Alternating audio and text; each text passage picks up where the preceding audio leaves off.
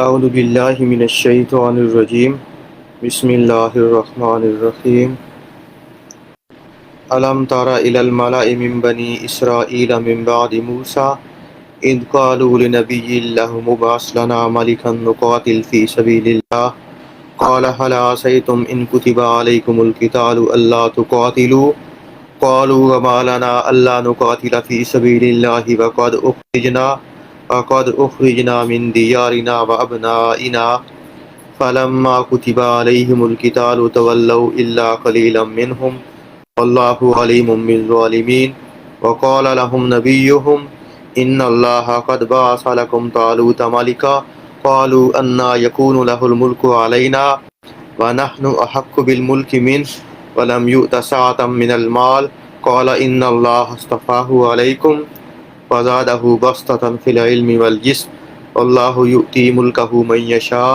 اللہ واسع علیم صدق اللہ العظیم رب اشرح لی صدری ویسر لی امری واحلل عقدۃ من لسانی یفقہوا قولی۔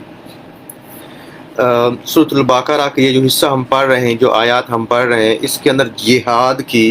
ترغیب کے بارے میں ہے، یعنی رسول اللہ صلی اللہ علیہ وسلم اور رسول اللہ صلی اللہ علیہ وسلم کے صحابہ کو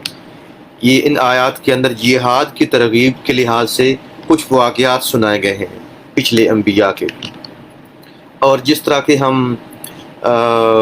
پڑھ رہے تھے پچھلی دفعہ، جو پہلی آیت میں نے تلاوت کی ہے، اس میں ہم نے کچھ چیزیں ڈسکس کی تھی، کچھ چیزیں رہ گئی تھیں کہ تھوڑا سا پرابلم آ گیا تھا اس کے اندر۔ تو مثال کے طور پہ ہم نے یہ ڈسکس کیا تھا کہ الم تر الی الملأ من بنی اسرائیل، کہ اے نبی صلی اللہ علیہ وسلم، کہ آپ کو معلوم نہیں ہے بنی اسرائیل کے ان سرداروں، ان شرفاء کے بارے میں موسیٰ علیہ السلام کے بعد، اذ قالوا لنبی لہم، جب ان کے نبی نے ان سے کہا، اور ہم نے کہا تھا کہ اس وقت جو نبی تھے یہ کوئی حضرت عیسیٰ موسیٰ علیہ السلام کے 300 سال بعد اور عیسیٰ علیہ السلام سے کوئی 1100 سال پہلے، یعنی تقریباً 1100 قبل مسیح کا تقریباً یہ واقعہ ہے۔ اور یہ نبی جو تھے، جس طرح ہم نے پچھلی دفعہ بھی ڈسکس کیا تھا، ان کا نام حضرت شمویل علیہ السلام یا دوسری روایت کے اندر حضرت شمعون علیہ السلام تھا۔ اور ہم نے یہ بھی کہا تھا کہ ان کا نام شمعون جو ہے وہ اس لیے پڑا تھا ان نبی کا، جن نبی کا یہاں تذکرہ ہو رہا ہے موسیٰ علیہ السلام کے 300 سال بعد، کہ اصل میں یہ جس خاندان کے اندر بنی اسرائیل کے اندر نبی مبعوث ہوتے تھے وہ تھا حضرت لاوی بن یعقوب علیہ السلام کا کی اب پتہ، بنی اسرائیل کے اندر 12 قبیلے تھے، 12 جو یعقوب علیہ السلام کے 12 بیٹوں کے مطابق، اس لیے قرآن کہتا ہے کہ ہم نے ان کو اثنی عشر رقیبہ، ہم نے بنی اسرائیل کو 12 قبیلوں کے اندر تقسیم کر دیا۔ اور ان قبیلوں کے اندر آپ کو پتہ ہے کہ 12 قبیلوں کے لیے وہ آپس میں ان کا اتفاق بھی بہت کم تھا، لیکن خیر یہ جو نبی تھے یہ بھی حضرت ہارون علیہ السلام کی اولاد میں سے تھے یہ اصل میں۔ تو یہ جو حضرت شمعون علیہ السلام تھے، جس حضرت یعقوب علیہ السلام کے جس بیٹے کی اولاد میں سے نبی پیدا ہوتے تھے، وہ سارے جنگوں کے اندر ان کے مرد سارے وفات پا گئے اور ایک عورت رہ گئی، اور جو عورت تھی وہ پریگننٹ تھی، اس کا شوہر بھی لڑائی کے اندر شہید ہو گیا۔ تو اب اس عورت نے دعا کی کہ اے اللہ تعالیٰ مجھے بیٹا عطا فرما، تاکہ ورنہ ان کی نسل میں سے نبوت چلی جاتی، نبی کوئی ان کے اندر کوئی نہیں آتا۔ تو انہوں نے بھی دعا کی، اور بنی اسرائیل کے باقی لوگوں نے بھی دعا کی کہ اللہ تعالیٰ ان کو بیٹا دے، کیونکہ نبوت انہی کے بیٹوں اسی فیملی کے اندر آنی تھی۔ تو اللہ تعالیٰ نے ان کی دعا قبول فرمائی۔ اور عربی کے اندر آپ کو پتہ ہے دعا کا قبول لفظ ہے سمعون کا مطلب ہے اللہ تعالیٰ نے دعا قبول کر لی۔ اور چونکہ عبرانی زبان جو کہ ان کی زبان تھی بنی اسرائیل کی عبرانی زبان، اس کے اندر سین کی جگہ شین بولتے ہیں، تو وہ سمعون کی بجائے انہوں نے بیٹے کا نام ظاہر ہے کہ اس حساب سے سمعون کی طرح رکھنا تھا، اور چونکہ عبرانی زبان کے اندر سین نہیں شین ہوتی ہے تو سمعون کی بجائے شمعون ہو گیا، یعنی عربی کے اندر سمعون اور عبرانی کے اندر شمعون۔ اس کا مطلب یہ ہے کہ اللہ تعالیٰ نے دعا سن لی۔ اب یہ نبی پیدا ہوئے اور پھر جب بڑے ہوئے تو ان کو اللہ تعالیٰ نے نبوت عطا فرمائی، اور اس وقت بنی اسرائیل کے اندر، آپ جس طرح میں نے ہم پہلے ڈسکس کیا تھا، بنی اسرائیل کے اندر حضرت موسیٰ علیہ السلام کے بعد، حضرت موسیٰ علیہ السلام کے بعد اب ان کے اندر یہ صورتحال ہو چکی تھی کہ وہ اللہ تعالیٰ کے انبیاء کی اطاعت وغیرہ سے اور اللہ تعالیٰ کے احکامات سے، اللہ تعالیٰ کی شریعت سے بہت دور ہٹ چکے تھے، جس کی وجہ سے ان کے اندر ان کو ظاہر ہے کہ انبیاء کی برکت ہوتی ہے ان کی اطاعت سے، اور اطاعت نہ رہے تو انبیاء کی برکت بھی ختم ہوتی ہے۔ جب انہوں نے انبیاء کی نافرمانی شروع کی تو ان کے اوپر دوسرے لوگوں نے قبضہ کر لیا، بنی اسرائیل کے اوپر، اور جب ان کے اوپر دوسرے لوگوں نے قبضہ کر لیا تو یوں سمجھیں کہ اپنے یعنی اس زمانے فلسطین اور مصر وغیرہ کے اندر عمالقہ وغیرہ کی حکومت تھی۔ عمالقہ یہ بہت ہی جنگجو اور شدت پسند اور فسادی قسم کے لوگ تھے، تو انہوں نے ان کے اوپر قبضہ کر لیا، جس طرح میں نے بتایا کہ لاوی بن یعقوب علیہ السلام جن کے گھرانے میں نبوت ہوتی تھی، ان کے گھرانے کے تو سارے مرد قتل ہو گئے تھے ان جنگوں کے اندر جو بنی اسرائیل نے کی تھی۔ تو جب جس طرح میں نے بتایا کہ یہ انبیاء کی اطاعت چھوڑ چکے تھے، جس کی وجہ سے انبیاء کی اطاعت چھوڑنے کی وجہ سے یہ محکوم ہو گئے، ان کے گھروں وغیرہ، ان کی سلطنت کے اوپر، ہر چیز کے اوپر قبضہ گیا۔ یہ رہتے تو اپنے گھروں کے اندر تھی، لیکن یہ محکوم ہو گئے تھے عمالقہ کے ایک طرح، اور فوجی طور پہ انتہائی کمزور ہو گئے تھے، ان کے اندر اتفاق بھی بہت کم ہو گیا تھا۔ یوں سمجھیں کہ ان کی جسمانی اور روحانی طور پہ یہ پس گئے تھے بالکل، یعنی جسمانی اور روحانی طور پہ بالکل ان کی صورتحال یہ ہو گئی تھی کہ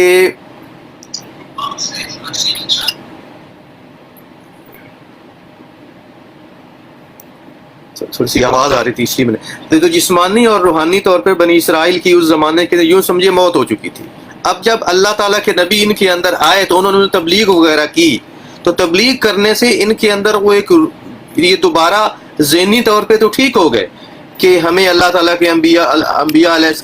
علیہ السلام کی اطاعت کرنی چاہیے، اور ان انبیاء اللہ تعالیٰ نے جو احکامات بھیجے ہیں، جہاد وغیرہ، وہ کرنا چاہیے۔ ان کے اندر وہ روح کسی حد تک وہ روح تو دوبارہ بیدار ہوگی، لیکن مسئلہ یہ تھا ان کے اندر، آپ کو پتہ ہے جہاد کے لیے ضروری ہوتا ہے کہ آپ کا ایک جہاد کے لیے لیڈر چاہیے۔ اب آپ یہ کہیں گے کہ بنی اسرائیل کے اندر یہ نبی تو موجود تھے، جس طرح میں نے پچھلی دفعہ حدیث سنائی تھی، وسلم نے فرمایا کہ کانت بنی اسرائیل یسوسہم الانبیاء، کہ بنی اسرائیل کی سیاست بھی ان کی انبیاء کرتے تھے۔ اذا ہلاک نبی خلفہ نبی، جب ایک نبی ہلاک ہوتا تھا تو دوسرا نبی آتا تھا، یعنی ان کے اندر نبوت اور سیاست الگ نہیں تھی۔ تو اسی وجہ سے ان کے اندر آپ کہیں نبی تو موجود تھا، تو پھر جب نبی موجود تھا تو جہاد کیوں نہیں کر سکے تھے؟ اصل میں یہ شمویل یا شمعون علیہ السلام یہ بہت بوڑھے ہو چکے تھے، اتنے بوڑھے ہو چکے تھے کہ یہ کسی جنگی مہم کی قیادت نہیں کر سکتے تھے، یعنی سپہ سالاری کا کام ان سے نہیں ہو سکتا تھا۔ اور ظاہر ہے کہ جنگ جو ہے وہ جس طرح آج کل کی بھی جو آپ کو جو ماڈرن سویکس ہے، اس کے اندر بھی دیکھیں جو ہیڈ آف اسٹیٹ ہوتا ہے وہ خود میدان کے اندر نہیں جاتا، بلکہ اس نے ایک سپریم کمانڈر فوج وغیرہ کا رکھا ہوتا ہے، یا ڈیفنس انسٹیٹیوشنز کا ایک کمانڈر رکھا ہوتا ہے، یا ایک ہیڈ رکھا ہوتا ہے، لیکن اصل میں وہ ہیڈ آف اسٹیٹ کے انڈر ہوتا ہے۔ اب یہ علیحدہ بات ہے، کچھ ملکوں کے اندر جس طرح پاکستان ہے وہاں مارشل لا بہت لگتا ہے آپ کہیں گے، لیکن اوورآل اگر آپ دنیا میں دیکھیں تو ماڈرن سویکس میں آپ دیکھ لیں کہ جو سپریم جو کمانڈر آف دی آرمیز ہوتا ہے، چاہے وہ آرمی ہو، نیوی ہو، فضائیہ، وہ تمام کمانڈر جو ہوتے ہیں وہ ہیڈ آف اسٹیٹ کے انڈر ہوتے ہیں، اور سپریم کمانڈر جو ہوتا ہے وہ ہیڈ آف اسٹیٹ ہی ہوتا ہے۔ تو اس لیے انہوں نے اس وقت کہا کہ اذ قالوا لنبی، جب انہوں نے اپنے نبی سے کہا کہ لہم، ان کے اپنے نبی سے کہا ابعث لنا مالکن، کہ ہمارے لیے ایک ملک مقرر کیجیے۔ عام طور پہ ملک کا لفظ آپ اردو کے اندر اس کو پڑھتے ہیں بادشاہ، ٹھیک ہے؟ تو اس سے بعض دفعہ کچھ لوگوں نے یہ غلط فہمی پیدا کی ہے کہ اسلام جو ہے وہ ایک بادشاہی نظام ہے یا ڈکٹیٹرشپ کا نظام ہے، لیکن یہاں آگے الفاظ پہ غور کیجیے گا، ابعث لنا مالکن نقاتل فی سبیل اللہ، ہمارے لیے ایک بادشاہ مقرر کیجیے یا سردار مقرر کیجیے، نقاتل فی سبیل اللہ، تاکہ ہم اللہ تعالیٰ کے راستے کے اندر قتال کریں۔ غور کیجئے گا ان لفظوں کے اندر ہی موجود ہے کہ وہ جس قسم کے سردار کا مطالبہ کر رہے تھے وہ انہیں اپنے آپ کو جنگ کے لیے آرگنائز کرنے کے لیے تھا، کیونکہ وہ ظاہر ہے کہ وہ عملی طور پہ وہ غلامی کے اندر آ چکے تھے، بلکہ ان کے جو بڑے بڑے تقریباً 440 سردار تھے ان کو عمالقہ نے قید کر رکھا تھا. وہ جالوت کی جو قوم تھی انہوں نے آگے آپ پڑھیں گے اس کو قید کر رکھا تھا. اس صورتحال کے اندر انہیں جہاد کرنے کے لیے ایک سپریم کمانڈر چاہیے تھا، اور ان کی وہ ملک سے ان کا یہی مراد تھا، ابعث لنا مالکن، کہ ہمارے لیے ایک سردار مقرر کیجئے، بادشاہ مقرر کیجئے، نقاتل فی سبیل، تاکہ ہم اللہ تعالیٰ کے راستے کے اندر جہاد کریں. اب اور یہ بھی آپ ذہن کے اندر رکھیں نا کہ اگر اس ملک سے مراد بادشاہ ہو، جس طرح عام طور پہ بادشاہ کا مطلب لیتے ہیں، تو پھر آپ یہ دیکھیے کہ اس سے مراد اگر ہم بادشاہ لیں تو یاد رکھیے گا جب بھی اللہ تعالیٰ کا نبی ہوتا ہے، دیکھیے نا، جب بھی اللہ تعالیٰ کا نبی ہوتا ہے کسی قوم کے اندر تو وہ اللہ تعالیٰ کی طرف سے مبعوث ہوتا ہے نا، تو سب سے بڑا حکم تو اللہ تعالیٰ کا ہے، تو سب سے بڑا اسٹیٹس تو نبی کا ہی ہوتا ہے. اب نبی اگر کسی کو مبعوث کرے، کسی کو چوز کرے، تو اس کا مطلب کیا ہوگا؟ مثال کے طور پہ یہ ایسے ہی ہے جیسے آپ کا ایک ہیڈ آف اسٹیٹ ہے، ان کا نبی تھا، اب آپ ہیڈ آف اسٹیٹ کو کہیں کہ ایک سپریم کمانڈر مقرر کیجئے، تو اس کا مطلب یہ تو نہیں ہے کہ ہیڈ آف اسٹیٹ جو ہے وہ اپنی جگہ سپریم کمانڈر کو دے رہا ہے. اس کا مطلب یہ ہے کہ ایک سپریم کو دیکھیں نا، اس سے یہ درخواست کرنا کہ ہمارے لیے ایک کمانڈر مقرر کیجئے، یہ بذات خود اس بات کی دلیل ہے کہ وہ جو کمانڈر جس کے حکم سے مقرر ہونا تھا اس کے اندر ہونا تھا، اس کو رپورٹنگ ٹو دیٹ پرسن ہونا تھا. سمجھ گیا نا؟ سیدھی سی بات ہے. اگر جو اپوائنٹنگ اتھارٹی ہے سپریم کمانڈر، یعنی supreme leader of the country, جو کہ اپوائنٹ کرتا ہے، جس کے ہاتھ میں ہے اپوائنٹ کرنا فوج کے کمانڈر کو یا اس سردار کو جس کا بنی اسرائیل کر رہے تھے، اس کا مطلب ہے کہ جس کے آرڈر سے وہ مبعوث ہوتا ہے اس کے آرڈر سے اس کو اتارا بھی جا سکتا ہے. پوری دنیا میں دیکھ لیں، آج کل بھی ریگولیشن کہیں بھی دیکھ لیں کہ جو supreme commander of the army دنیا میں اب بھی ہوتا ہے، وہ جس پریزیڈنٹ یا پرائم منسٹر کے حکم سے اس کو لگایا جاتا ہے، اس کے حکم سے اس کو ڈسمس بھی کیا جا سکتا ہے. یہ رول موجود ہے. تو یہاں بھی ان کو کہنے کا مسئلہ جو نا، ابعث لنا مالکن، یہ میں کچھ مستشرقین کے اس اعتراض کا جواب دے رہا ہوں، کیونکہ کہتے ہیں کہ یہاں کیونکہ ملک کہا گیا تھا اس لیے اسلام بادشاہ کی دعوت دیتا ہے. تو یہ بتانا مقصود تھا کہ جس ملک کی بات کی گئی تھی وہ سپریم لیڈر جو نبی تھا اس کے انڈر تھا، اس کے حکم سے مقرر ہونا تھا اور اسی کے حکم کے مطابق اس نے آگے چلنا تھا. تو یہ بات کلیئر ہو گئی کہ یا ملک سے مراد کیا ہے. ٹھیک ہے. اور وہ جو بھی ملک تھا اس کی حیثیت ایک طرح کے ایسے کمانڈر کی ہونی تھی جو کہ لوگوں کو منظم کرے، لوگوں کو اکٹھا کرے، لوگوں کو تربیت دے اور ان کو جہاد کے لیے آگے تیار کرے. تو یہاں ملک کا یہ مطلب ہے. اور جتنی بھی تفاسیر ہے، تفسیر طبری وغیرہ دیکھ لیں یا تفسیر قرطبی دیکھ لیں یا باقی جتنی بھی تفاسیر آپ دیکھ لیں، ان تمام تفاسیروں کے اندر یہ لکھا ہے کہ یہاں ملک سے یہ بھی مراد ہے کہ وہ supreme leader of the army ہونا تھا. وہ جو آرمی تھی جو کہ لڑتی تھی، یہ اس کا لیڈر ہونا، اس سے مراد اس کا لیڈر ہے. تو میرے خیال میں یہ بات کافی کلیئر ہو گئی کہ جو انہوں نے کہا تھا ابعث لنا مالکن نقاتل فی سبیل اللہ، کہ ہمارے لیے ایک سردار مقرر کیجئے تاکہ ہم اللہ تعالیٰ کے راستے کے اندر لڑیں. تو ایک تو یہ بات ہو گئی. دوسرا قال، تو انہوں نے کہا حل عصیتم، کیا یہ اس بات کا حل عصیتم، کیا تم اس بات کے قریب ہو، ان کتب علیکم القتال، ہو کہ اگر تمہارے اوپر قتال فرض کیا جائے، اللہ تقاتلوا، کہ تم قتل. تو نبی علیہ السلام کو ان کا پتہ تھا کہ یہ اللہ تعالیٰ کی طاعت یا مشکل کام اس طرح کرنا، شاید یہ زبان سے تو کہہ رہے ہیں لیکن شاید یہ کر نہ سکیں. جس طرح آج کل بھی دیکھ لیں، مشکل کام کرنے سے ہم گھبراتے ہیں نا، محنت کرنے سے. تو وہ تو ہم سے بھی زیادہ گئی گزری قوم تھی. تو انہوں نے اپنے اندیشے کا اظہار کیا کہ تم کہہ تو رہے ہو لیکن کہیں ایسا نہ ہو. دیکھیں قرآنی محاورہ ہے نا، حالات صحیح، تو کہ تم کہہ تو رہے ہو کہ ہمارے لیے ایک سردار مقرر کیجئے تاکہ ہم جہاد کریں اللہ تعالیٰ کے راستے میں، لیکن تم کہہ تو رہے ہو لیکن کہیں ایسا نہ ہو کہ جب تم پہ ان کتب علیکم القتال، کہ جب تم پہ قتال فرض کر دیا جائے، اللہ تو قاتلو، اس وقت تم کہو کہ مشکل کام ہے، ہم سے تو نہیں ہوتا. اب یہ سن کے انہوں نے پھر کہا قالو، یہ سن کے کہنے لگے وما لنا اللہ نقاتل فی سبیل اللہ، کہ ہمیں کیا ہوا ہے کہ ہم اللہ تعالیٰ کے راستے میں جہاد نہیں کریں، یعنی ہم اللہ تعالیٰ کے راستے میں جہاد یا قتال کیوں نہیں کریں گے. وقد، اور حالانکہ حالات یعنی یہاں تک پہنچ گئے، اخرجنا، کہ ہمیں نکال دیا گیا ہے، من دیارنا، ہمارے گھروں سے، وابنائنا، اور اپنے بیٹوں سے. اب اس کا مطلب کیا ہے؟ اب رہتے تو وہ اپنے گھروں کے اندر تھے، نکلے تو نہیں تھے. تو اس کا مطلب یہ ہے کہ رہتے وہ اپنے انہی گھروں کے اندر تھے جو کہ مٹی کے اور ان چیزوں کے بنے تھے، لیکن مطلب یہ ہے کہ ان کے اوپر تصرف، ان کے اوپر غلبہ، ان کے اوپر قبضہ دوسری قوموں کا ہو چکا تھا. ٹھیک ہے. اس کا مثال کے طور پہ آج کل کے جدید دور کے اندر، اب آج کل جدید دور میں دیکھیں تو پہلے تو کالونیل سسٹم ہوتا تھا کہ کچھ ملک جاتے تھے دوسرے ملکوں پہ قبضہ کرتے تھے فزیکلی. آج کل ایسا نہیں کیا جاتا. آج کل ایسا کیا جاتا ہے کہ ایک مخصوص نظریہ، مخصوص نظام یا مخصوص سوچ جہاں حکمرانی کرنی ہو وہاں پھیلا دی جاتی ہے. فرض کریں ایک سسٹم ہے جسے فرض کریں ہم کہتے ہیں ڈیموکریسی، ایک مخصوص جسے آپ ویسٹرن ڈیموکریسی کہتے ہیں. تو یوں سمجھیں کہ ایک نظریہ جو ہے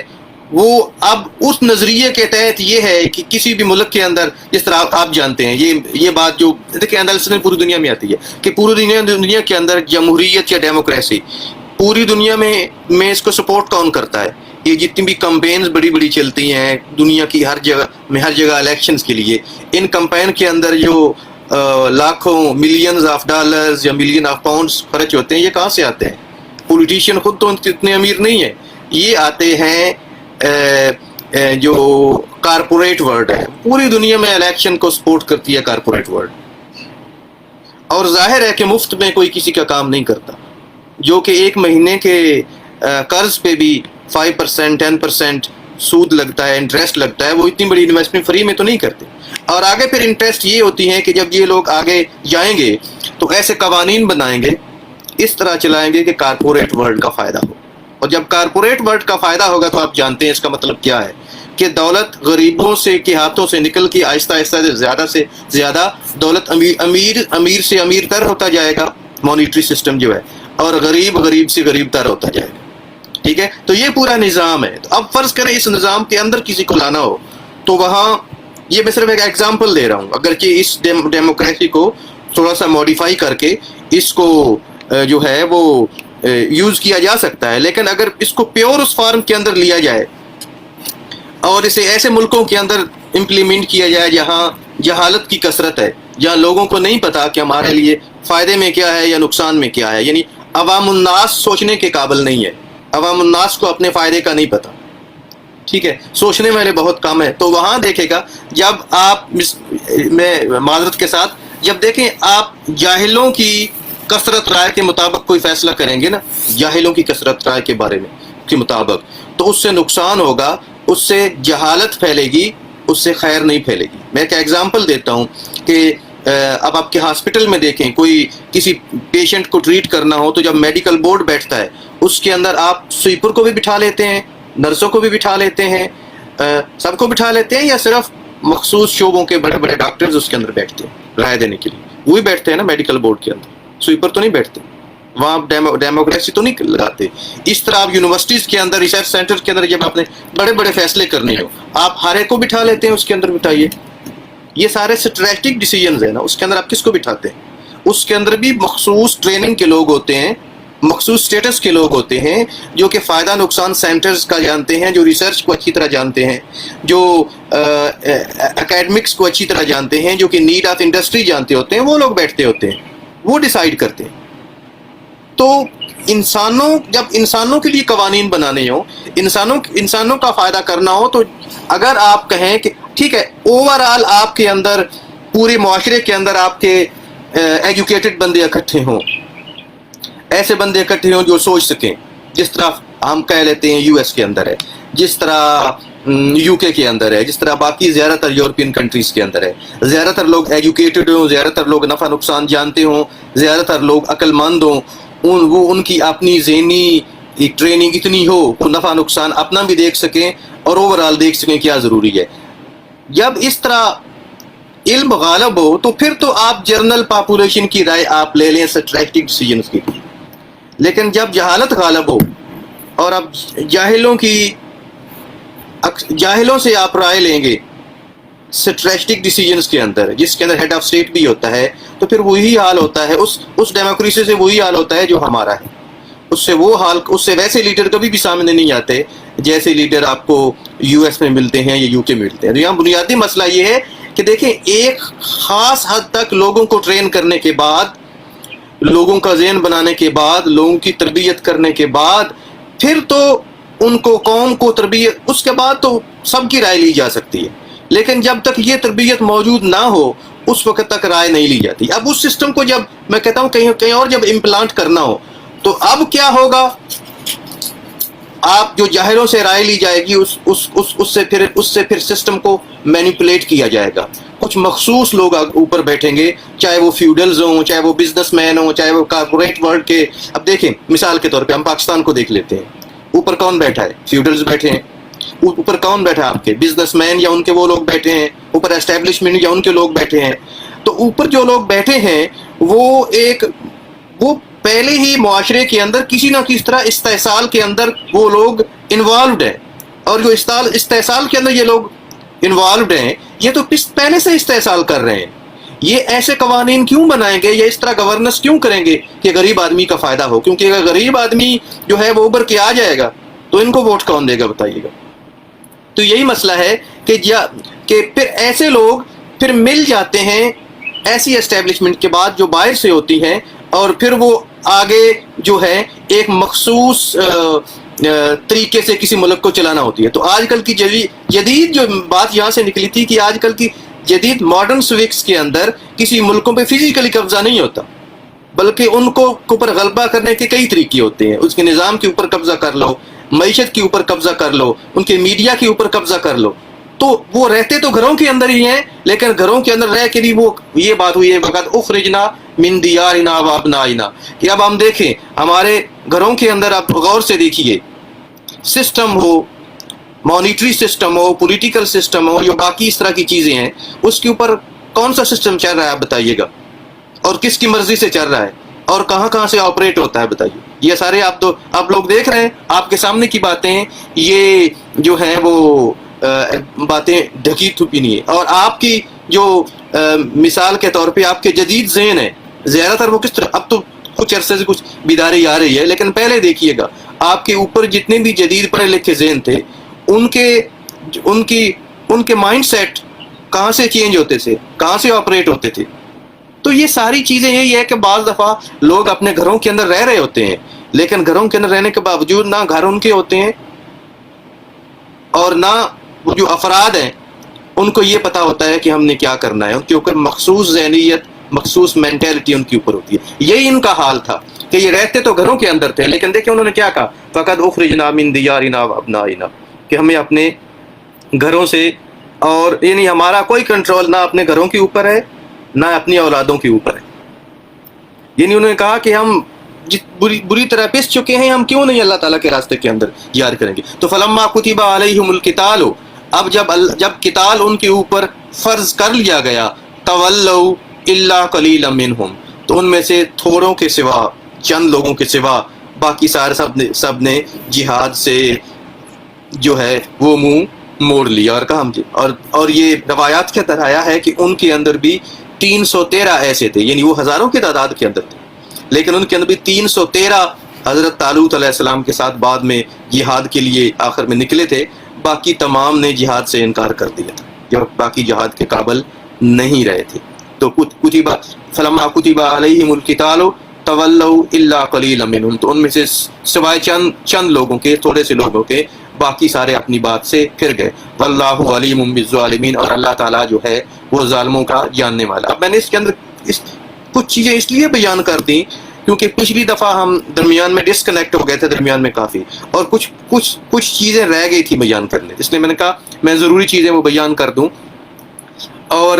اچھا، اس آیت جو بھی ہم نے آیت پڑھی ہے اس وقت، جو پچھلی دفعہ بھی پڑھی تھی، اس کے اندر جو آگے پورا رکوع کے اندر قصہ آ رہا ہے طالوت علیہ السلام کا، داؤد علیہ السلام کا، جالوت بادشاہ کا جو کہ ان کے مخالف تھا، اس کا اجمال بیان کیا گیا ہے، یعنی اس کو بریفلی، یعنی سمری، جس طرح پیپر کے اندر ایبسٹریکٹ ہوتا ہے، تو یہ آیت ایبسٹریکٹ ہے، آگے جو پورا واقعہ آ رہا ہے اس کا، ٹھیک ہے، آگے تفصیل ہے. تو انشاءاللہ نیکسٹ ٹائم سے ہم آگے جو تفصیل ہے نا ان پورے واقعات کی، کہ کس طرح جو ہے ان کا پھر بادشاہ مقرر ہوا، سپریم لیڈر،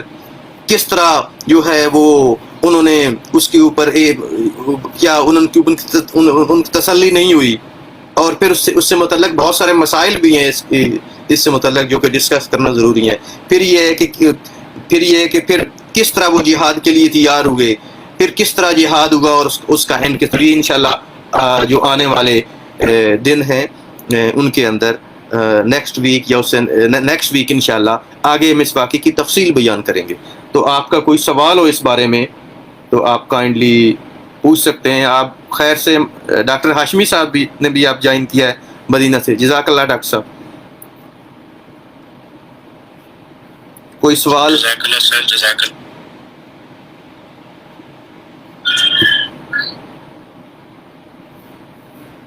چلیں کوئی سوال نہیں ہے تو جناب جو کچھ پڑھا اور سنا ہے اللہ تعالیٰ اس کو یاد رکھنے، سمجھنے، اس پہ عمل کرنے، اسے دوسروں تک پہنچانے کی توفیق عطا فرمائے. اللہ تعالیٰ اس کو ہمارے لیے دنیا کے اندر ہدایت کا اور آخرت کے اندر نجات کا ذریعہ بنائے. ربنا تقبل منا انک. السلام علیکم ورحمۃ اللہ.